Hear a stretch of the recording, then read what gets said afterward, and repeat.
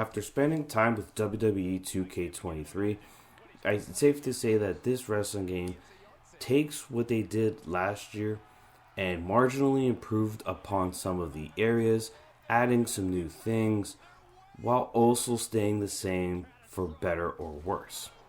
So kicking things off, when you fire up the game, the first thing you'll notice is the changes to the user interface. Now the user interface changes while in the main menu is more or less the same. When you try to select match types and venues, I'm not a fan of the changes that they made personally to the user interface. I liked last year's version better. This one just doesn't feel as good to me.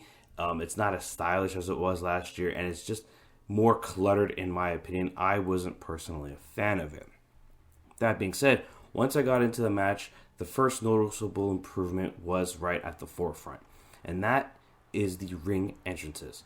Now, I know some people, in most cases, will probably skip a lot of the ring intros, and I do from time to time, but I also enjoy watching them because as a wrestling fan, I know very well that the showmanship is a huge part of professional wrestling, and any wrestling fan will tell you that. Any wrestling fan that has experienced The Undertaker's intro will tell you that the ring entrances are much of importance to the show as it is to the matches themselves. That being said, the ring entrances in 2K23 are a step up from what they were in 2K22. Not only do character models look better and are animated better, but the ring entrances themselves feel more authentic than they were last year. Certain wrestlers who had disappointing ring entrances last year have got a noticeable bump in their entrances this year, as well as new additions that have been brought to the roster also got the premium treatment of having their entrances fully put in and authentic as you would expect them to be. Now, keep in mind that wrestling is an ever-flowing business. There is no off-season. So, yes, there are at times some things that may feel a little dated, but that is inevitable given how game development works. That being said, this is a wrestling game after all. So, how does it play? What is new about 2K23 that is not there in 2K22? Well, let's kick things off with the biggest addition, and that addition is War Games. War Games is here. It is available in two venues, both Survivor Series and NXT. Two teams go at it in a double ring setup inside of a steel cage. Of course, in this mode, you can only play 3v3 or 4v4, so you cannot have a full team of 5. That being said, the mode itself is fantastic. The way they have the presentation, the way they even have the announcers go over the rule set of the match prior to the match beginning, everything about it felt great and is a lot of fun to play. However, because you're talking about two rings on screen at once with 6 to 8 performers in the ring, when the chaos happens and people spread out, obviously the camera has to pan further back. This may be problematic for some people who have smaller displays or sit further back, as it can be difficult to know what is happening within the match. That being said, the match itself is utterly fantastic and a great addition to the lineup of modes and matches available to the 2K series. The other thing to speak about what's new is obviously the poster child for this year's edition is John Cena's Showcase mode. Now, the big difference between the Showcase mode this year versus the Showcase mode last year is while last year you went through Rey Mysterio's career and all his triumphs, in this year's you're going against John Cena and actually playing through his failures. So as opposed to playing as John Cena all the way through, you play against him. That being said, I enjoyed the mode. I love how they always blend in-game with the real-world footage. I enjoyed it last year. I enjoyed it this year.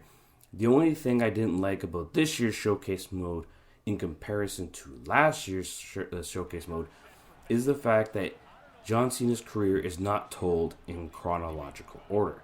Case in point, the first match you do in John Cena's Showcase mode is the ECW match against Rob Van Dam. And then his second match is his debut match. I personally would have much preferred had they done it in chronological order. Of course, this year they also have the My Rise mode returns. And this year you have two storylines to choose from. You create your character. The character creator is as depth as it is ever. I can see people spending hours upon hours creating their own characters, or trying to create wrestlers that are not in the game and add them to their current library, you can migrate over from My Rise to the general game.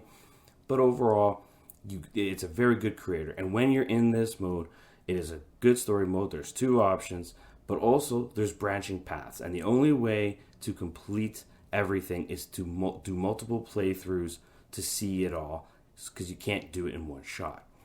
The other mode you also have is GM. GM returns as well. Same concept as last year. Pick a general manager, pick a show, each have their perks, do the draft, and compete to be the better show. You can do this with up to 4 AI or 4 players.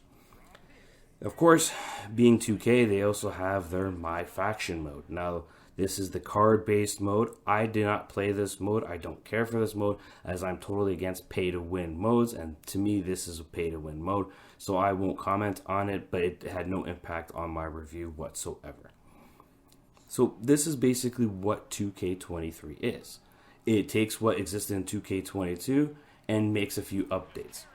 But there is a couple of issues that it still retained from last year's game. One issue that I had is how clunky it is to use items and weapons around the ring. Picking things up like tables, chairs, etc.